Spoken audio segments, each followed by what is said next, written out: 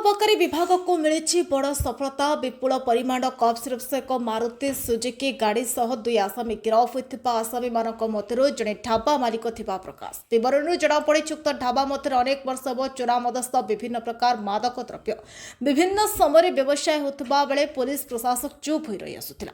गतकाली कौन सूत्र खबर पाई खोर्धा अबकारी टीम उक्त स्थान में चढ़ाऊ कर 900 कफ सिरप बोतल जबत करथिला। एक मारुति गाड़ी नंबर OD33AR 7513 गाड़ी सह दुई आसामी को गिरफ करथिला। चढ़ाऊ में तपस्विनी बराड़, सुजित कुमार नाग, संजय कुमार राव, जितेंद्र हेम्ब्रम, शतावंत माझी, टिटू साहू, प्रणव कुमार बेहरा, स्वप्नाराणी बेहरा प्रमुख उपस्थित थे। आज सांबादिक सम्मेलन कर अबकारी सुपरिटेडेंट श्रीमती सुमति त्रिपाठी यह प्रकाश करने आग को चोरा मद माफिया मान विरोध में कड़ा पदक्षेप मान नि प्रकाश करते। खोर्धारू सैयद तालिम रिपोर्ट, आवाज ओडिशा।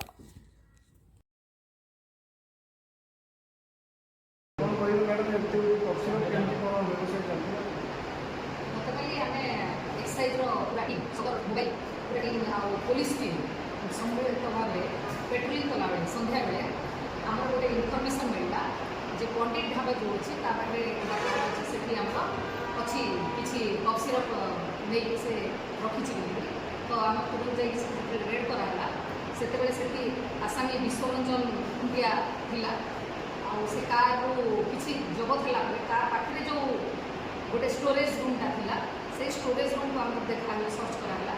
सर्च कला भी कोडेन फॉस्फेट मिश्रित जो कफ सिरपटा मिलता आपर से अरेस्ट करके आने फर्दर इन्वेस्टिगेशन जानलु जे पंडित ढाबार जो मालिक देवरंजन दास से जो कोठरीटा था स्टोर रूमटा से स्टोर रूम और से दुईज बोथ विश्वरंजन खुंटिया और देवरंजन दास दुईज मिसिकी ये codeine phosphate cough syrup business कर जोटा NDPS INS भर्ती अपराध तो से कोडेन फॉस्फेट टोटाल लिटरेक्स टी बोली गोटे बोतल जोटा कफ सिरप से 450 बोतल बाहर आउ एस्कफ से 450 बोतल बाहर टोटाल मिसिक 900 बोतल बाहर और से 90 लिटर जोटा को आम केजी परिवर्तन कर 108 केजी आमर बाहर कफ सिरप।